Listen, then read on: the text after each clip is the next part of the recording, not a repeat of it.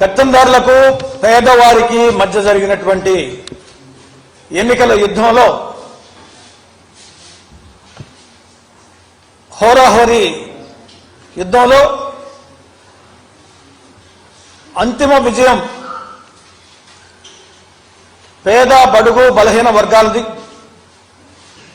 బహుజనులది అని చెప్పేసి సందర్భంగా చెప్పడం జరుగుతుంది. జగన్మోహన్ రెడ్డి గారి 5 సంవత్సరాల పరిపాలనలో పేద వర్గాల అభివృద్ధి లక్ష్యంగా బడుగు బలహీన వర్గాల సంక్షేమమే ధ్యేయంగా సామాజిక న్యాయమే తన జీవితాశయంగా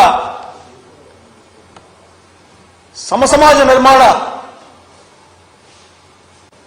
బాటలో ముందుకు వెళ్తూ అద్భుతమైనటువంటి ప్రజారంజక పరిపాలన అందించిన విషయం మనకు తెలుసు.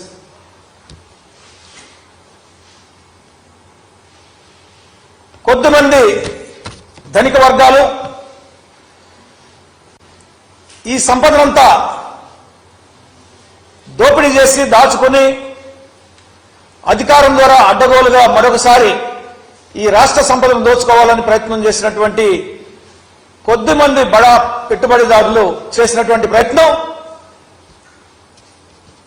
బహుజనులైనటువంటి ఎస్సీ ఎస్టీ బీసీ మైనార్టీలు తిప్పికొట్టారు ఎన్నికల యుద్ధంలో అని చెప్పేసి ఈ సందర్భంగా నేను తెలియజేస్తా ఉన్నాం. మరొకసారి బహుజన రాజ్యం రాబోతుంది. జగన్మోహన్ రెడ్డి గారి నాయకత్వంలో బహుజనులందరూ కూడా వైసీపీ వైపే ఉన్నారని చెప్పేసి మరొకసారి నిరూపణ కాబోతా ఉంది. ఆంధ్రప్రదేశ్ రాష్ట్ర జనాభాలో ఎస్సీ ఎస్టీ బీసీ మైనారిటీలు అగ్రకుల పేదలు 75 నుంచి 80% వరకు ఉన్న విషయం మనకు తెలుసు.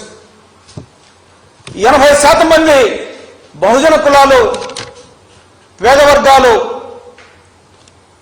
ఒకవైపు, కేవలం 20% మందిగా ఉన్నటువంటి పెత్తందారులు బడా పెట్టుబడిదారులు ఒకవైపు. ప్రజాస్వామ్యం అంటేనే మెజారిటీ ప్రజలు తమను పరిపాలించుకోవటం.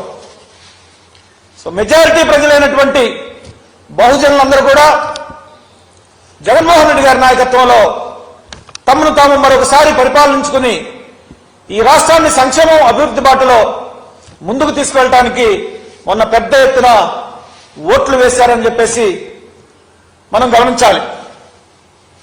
చాలా మంది వాదిస్తూ ఉన్నారు, కొత్త ఓట్లు 2% పెరిగాయి, ఓటు శాతం 2% పెరిగింది. ఈ పెరిగినటువంటి ఓటు శాతం ఏదైతే ఉందో ఇదంతా ప్రభుత్వ వ్యతిరేక ఓటు అని చెప్పేసి ఒక దుష్ప్రచారం చేస్తూ మేము గెలుస్తామనేటువంటి ధీమాలో ఇవాళ కూటమి గోబల్ ప్రచారం మరొకసారి మొదలుపెట్టింది. అయ్యా, ఈ పెరిగినటువంటి ఓటు శాతం ఏదైతే ఉందో 2%, ఇది పెరిగినటువంటి ఓట్ల శాతం అని చెప్పేసి గమనించాలి. వాలంటరీ వ్యవస్థ ద్వారా ఒక పక్క సంక్షేమ పథకాలు వ్యక్తిగతంగా అందిస్తూ పేద ప్రజల తలుపు తట్టి మరీ అందిస్తూ, మరొక పక్క కొత్తవారి ఓట్లు లేనటువంటి వాళ్లకు ఓట్లు చేపించే క్రమంలో కూడా చొరవ తీసుకోవడం జరిగింది. ప్రజాస్వామ్యంలో ఓటు హక్కు అనేది ప్రాథమిక హక్కు. ఇది మన నైతిక హక్కు. ఈ హక్కును పరిరక్షించడానికి కూడా మన వాళ్ళందరూ కూడా చాలా కష్టపడి ప్రజాస్వామ్యబద్ధంగా ఓట్లని చేర్పించారు. గతంలో లేని వారికి, అర్హులైనటువంటి వారికి కూడా. ఈ పెరిగినటువంటి ఓటు శాతం ఏదైతే ఉందో ఇది కొత్త ఓట్లు నమోదు వల్ల అయినటువంటి ఓట్లు. ఇదేదో ప్రభుత్వ వ్యతిరేక ఓట్లు అమెరికా నుంచి, రష్యా నుంచి, యుక్రెయిన్ నుంచి, రకరకాల దేశాల నుంచి, హైదరాబాద్, బెంగళూరు, మద్రాసు నుంచి జనమంతా జగన్మోహన్ రెడ్డి గారిని ఓడించడానికి పొలవమని విమానాల్లో బస్సులు వేసుకుని కారులో వచ్చారని చెప్పేసి ఒక ప్రచారం ఏదైతే జరుగుతుందో ఇది దుష్ప్రచారం, మరోసారి అబద్ధాలను ప్రజల్లోకి తీసుకెళ్లేటువంటి ప్రయత్నం